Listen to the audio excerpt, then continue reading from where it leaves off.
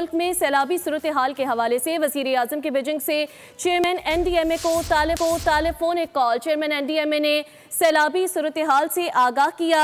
Chairman NDMA की वज़ीर आज़म को इमदादी कार्रवाइयों पर ब्रीफिंग। इसी हवाले से मज़ीद क्या तफसीलात हैं, क्या गुफ्तगू हुई, ये जान लेते हैं। फहद चौधरी हमारे साथ लाइन पर मौजूद है। फहद, तफसीलात से आगाह कीजिएगा। जी देखिए, वज़ीर आज़म शहबाज शरीफ जो कि दौरे चीन पर हैं, वो मुसलसल सैलाबी सूरत हाल पर नजर रखे हुए हैं और आज भी चेयरमैन NDMA को टेलीफोन कॉल की वज़ीर आज़म को ब्रीफिंग दी गई।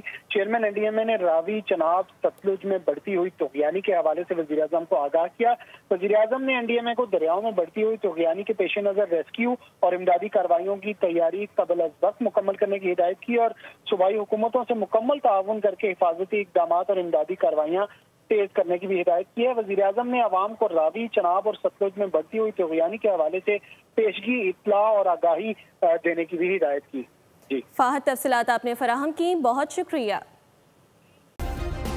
सब्सक्राइब करें और बेल दबाएं ताकि कोई खबर रह न जाए।